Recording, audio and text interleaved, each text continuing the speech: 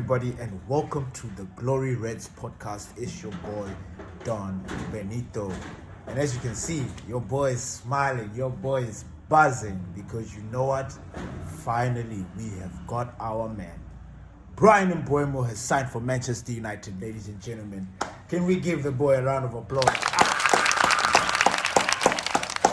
This was taking too long. And I know, and I apologize to some of you that have been saying, I know at one point I did say that the guy was going to have his medicals like next week, but that was based on the reports that I had been reading from the journalists, the top journalists, the Ben Jacobs, the Ornsteins. These guys were letting us know what was going on. Unfortunately, Brentford was holding out and they did not want to budge. So, Bryan Mbeumo, Cameroonian international. Every time Manchester United sign an African international, I'm always buzzing. I am always buzzing. I always feel hope. I always feel like one of ours is there. Especially that this is my team. I'm just like, hey, you know what I'm saying? But people, I don't think you guys understand how huge this deal was. There was so much that was going on into this deal that, even as I'm talking to you right now, this deal it's done, but we are going to take a period of time. Like, they're going to be installments into how we're going to be paying this Bryan Mbeumo deal. I don't know if you guys also saw the video of Bryan Mbeumo and Wisa yesterday celebrating after they found out that he was going to United. I was just like, hey, that video made me so happy. It brought so much joy to my heart, because I'm sitting there thinking to myself, like, yo, look at the guy. This guy was waiting for this deal. Like, he had been waiting. He had been like, come on. And then after it's a here we go, you see the work. I'm just like, yes. And his boy Wisa, who is potentially leaving Brentford as well, shaking his hand, hugging. We don't know what they're saying in that video, but you can tell that there's joy, pure joy. Now, why wouldn't I be buzzing? Like, why wouldn't I be happy? Like, yesterday was the best day. Yesterday was the best day. Now, ladies and gentlemen, what does this mean? What does this mean, Bryan Mbeumo coming into Manchester? What is he going to do for us? Are we going to improve? Are we going to get better? What's the story there? Now, based on everything, can I just say this before I go into all of that? There's a strange feeling amongst United fans at the moment that I am pretty much not vibing with. And, it's crazy, because sometimes I really think we are very toxic as United fans. We can be. So a couple of conversations I've been having with some friends and groups and stuff. And like last season, I think I even told you guys that Bryan Mbeumo was a mainstay in my fantasy team. And one guy in the other group was asking, he was like, is Bryan Mbeumo going to replicate the same form or replicate the same level at Manchester United? So it got me thinking. It really, really got me thinking. Because I can tell you right here, right now, it doesn't matter which player we sign as Manchester United. It doesn't matter.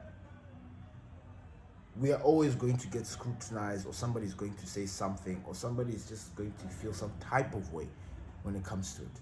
We're looking at the Premier League at the moment right now. Everybody else is signing. The top 6 teams, everybody else is doing business. And nobody's complaining.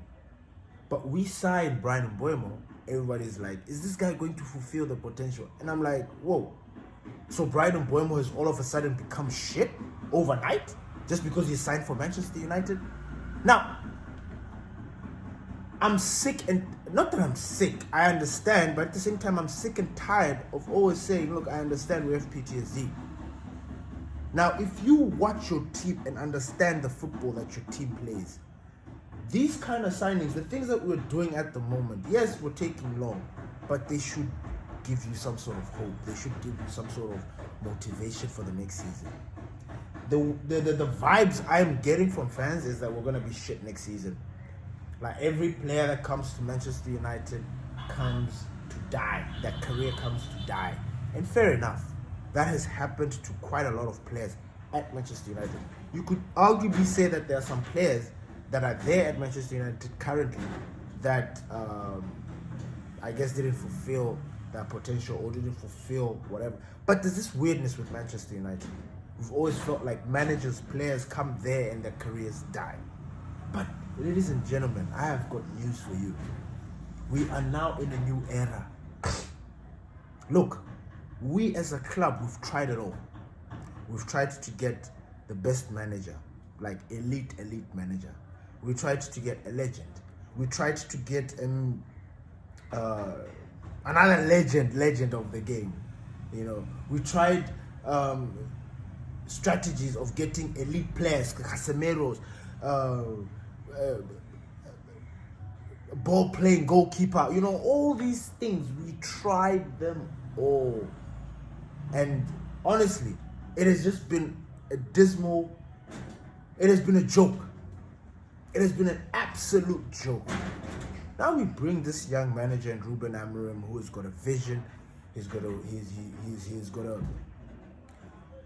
way of playing football is very different. It's very maverick. It's very new. It's very fresh. It's very young. It's very intense. And he's got different ideas. He's switched up from the whole 4 at the back. He's like, nah, I want 3. Now, we are in this new era. Now, you watched how we played last season. For me, I am on par with the football that we are playing. And I can tell you, with somebody that has been very clinical of our team, somebody that has been scrutinizing and watching the football of our club like a detective, you know. Listen to me when I tell you that this moment, these signings are huge and are going to do big things for us. Look guys, I am buzzing. I'm not like others that are surprised or that are skeptical or whatever, that think Mbeumo is going to be shit, because nah. I am buzzing. I am expecting Bryan Mbeumo to come to Manchester United to either replicate or better the level that he was at Brentford. I don't think Bryan Mbeumo is coming to Manchester United to sit there and become a log. I absolutely do not think so.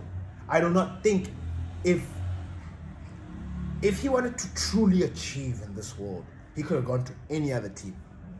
But he chose Manchester United. And I don't think people understand the significance of that. There are no players at the moment, currently, that are fighting to come to Manchester United. Where do you see them? Where? It's only Cunha. It's only Mbeumo. This is a very small niche. You know, it's not everybody. Now we get the players that people are still skeptical, and I understand.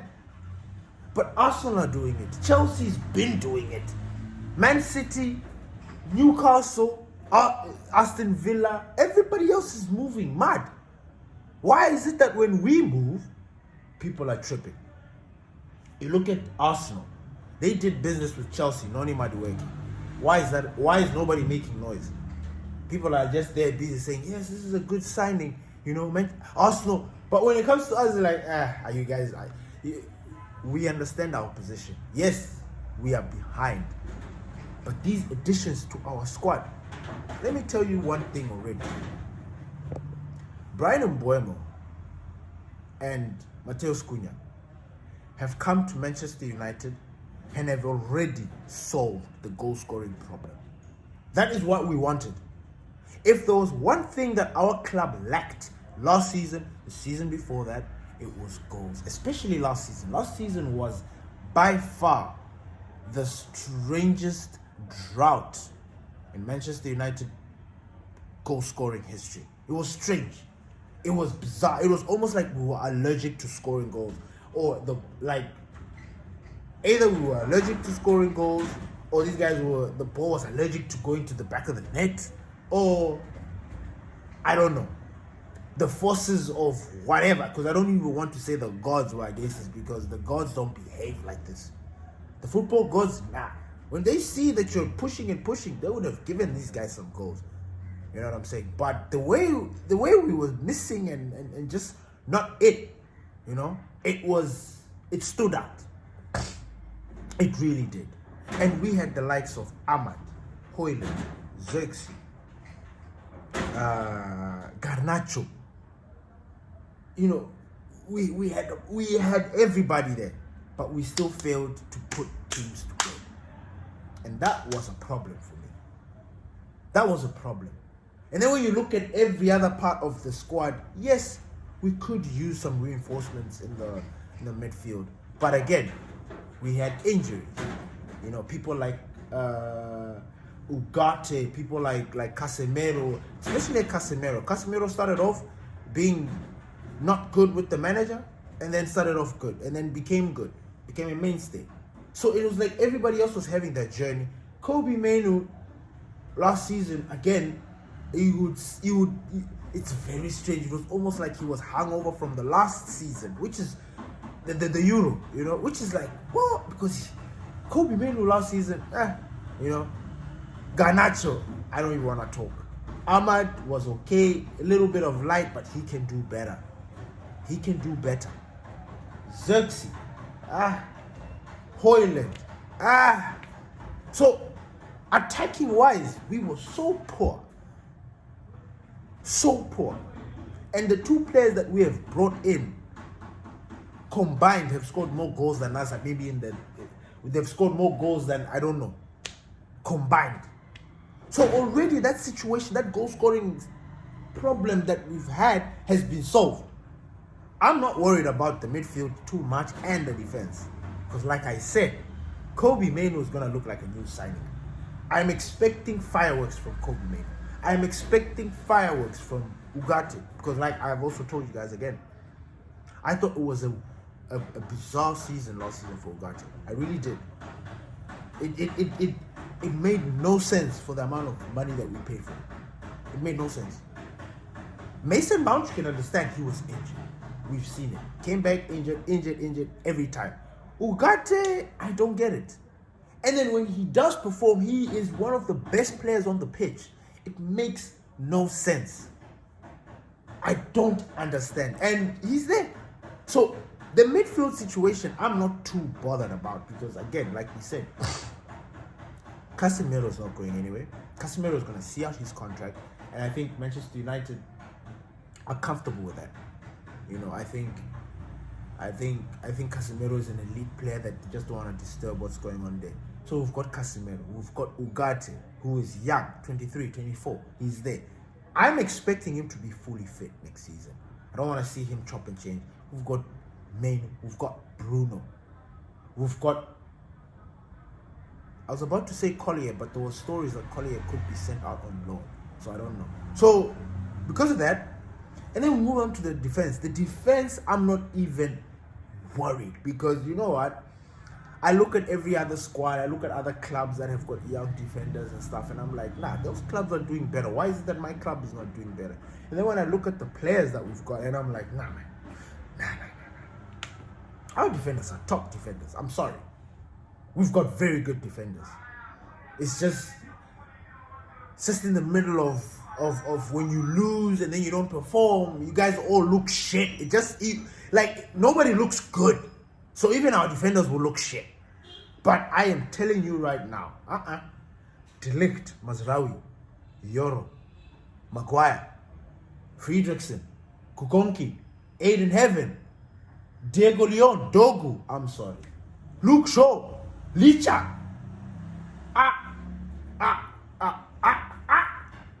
like guys, yeah, maybe we could add a defender there. We could add a right back or center back, maybe one.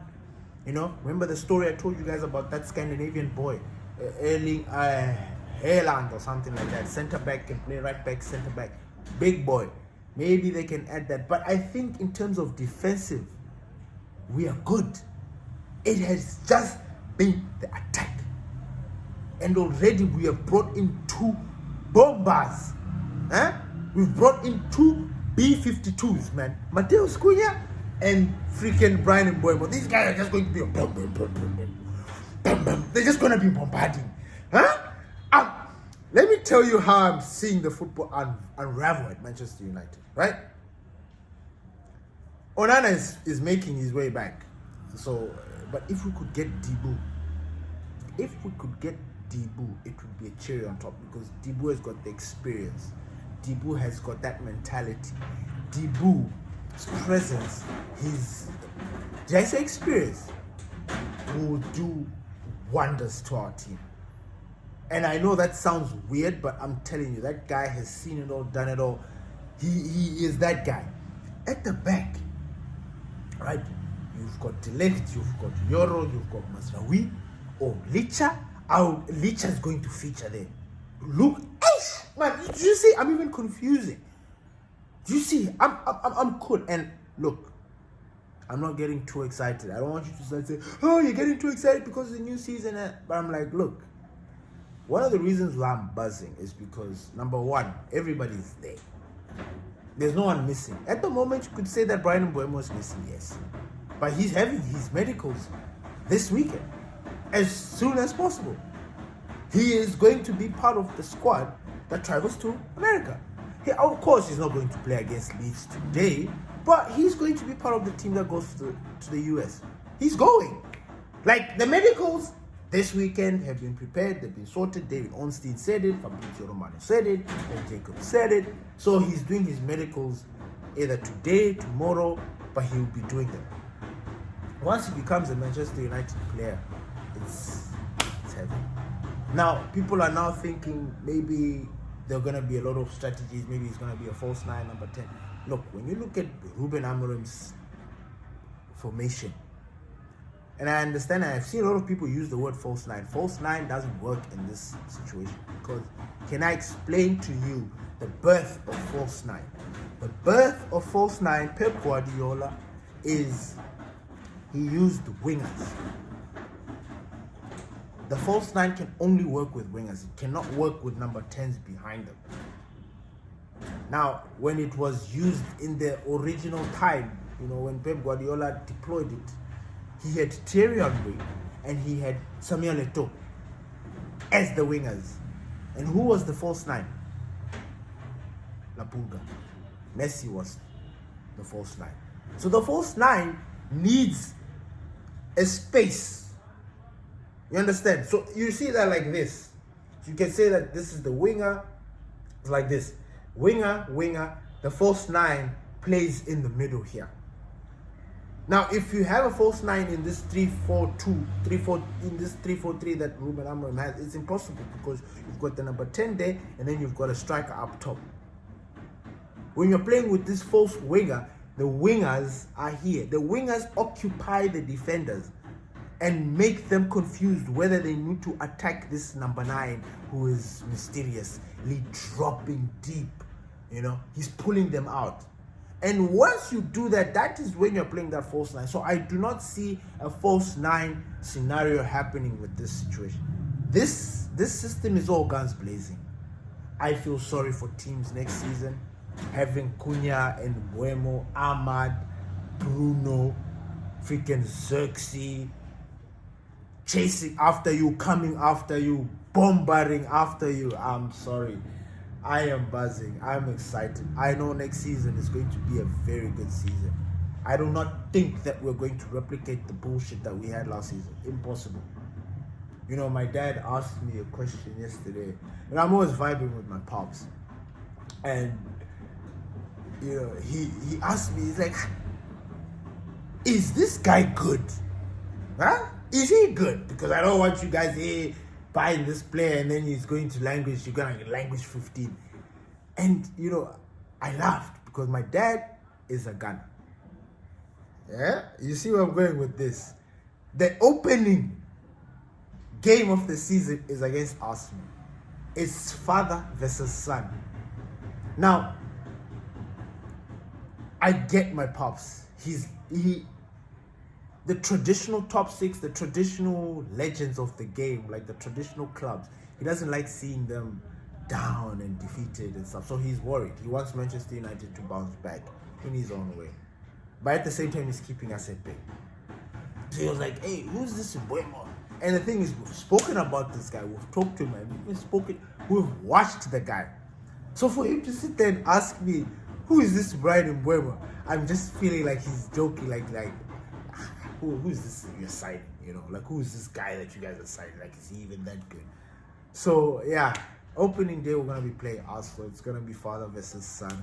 I don't know how my father is going to take the defeat because he has this thing that, in fact, all the Arsenal fans have got this thing. They're just going to walk over us. It's a strange feeling. It's a strange thing. Like, since when? Like, Arsenal just think that they're just going to walk over us. Like, what? So yeah, man, I'm defiant, you know, when it comes to that. I'm really, really happy. I'm looking at the boys training. It's not enough. The preseason game is today against Leeds. We're gonna have an idea. This game is not going to tell you anything yet. I need you to understand that. But what I can tell you, the things that I want you to look for. Whenever I watch preseason games, this is what I look for. I look for players. I look at the players. Is the player giving his all? The player, is he running? How is this quality on the ball? You know, crosses, those little things that you want to see certain players do. Like, watch them. For example, Bruno, I do not want to see, I don't want to see Hollywood passes from Bruno. I don't. I want to see Bruno knitting things together, you know, with everybody to try and see if we can get some sort of fluidity. Rasmus Højlund, if he plays, what do I want to see from Rasmus Højlund? First of all, I don't want to see him fall all over the place again. He's a big boy. He needs to stand like a man. He needs to be a man. He needs to stop this thing of being pushed away and knocked over like he's like, nah. That I do not want to see. If I see that, I'm not happy. Xerxes, I want to continue seeing Xerxes hold the ball, you know, press teams, you know, be comfortable. You know, he's very technical on the ball. So I want to see him be on the ball. Dogu, what do I want to see from Dogu? I want to see Dogu bump forward, put crosses. You know, not make stupid decisions. You know, I want to see Mason Mount clinical. You know, I want to see how he takes on, how we set up our counterattacks. Ahmad, I want to see how clinical he wants to be this season. Those are the things that I'm looking for. I'm not looking at the score. I'm not looking at anything else. I'm looking at those little niggles, those technical things. Onana, is he going to be fit enough to play for today? I doubt it. Is he even going to travel? I doubt it. But they say that he's coming back with his fitness. Anyway, Onana, I'll be watching things like the way he saves. You know, the defenders. Mazraoui, Diego Leon. We're going to be seeing how he bombs back and forth. You know, his engine. That kind of stuff. You know? Mateus Cunha. How he handles the ball. You know? That kind of stuff. Those are the things that we're going to be looking for. And seeing the chemistry forming within the players. That's what we need to see. We need to see little romances, little partnerships, you know, whether it is full wing back to defender partnership, you know, or the two number 10s forming an incredible bond with the number 9, or the two sitting midfielders just having this telepathic communication. That's whatever it is, we need that. We need that. Manchester United, that's what we need to see. We need that. That's what we need to see. We need to see in the final third more clinical, more like making the right decisions, basically. This thing of just either shooting for no bullshit. Like, I want to see better decisions in the final third. I want to see people being bloody clinical. I'm not messing about, you know. And yeah, that's it. That's it. Next season, it's about who can outscore who, because I know that we're gonna score goals, right? My only issue is like, can we outscore the opponent? Because we're gonna get to that point. Ladies and gentlemen, Bryan Mbeumo is a big signing. He is, for me, a fantasy signing. A signing. I remember we've spoken about this. A player that you think about, you see him play, do his thing, shine, and all you can do is wish that the player can be in your team. Boom, lo and behold. Ladies and gentlemen, welcome to Manchester United, Bryan Mbeumo. Peace.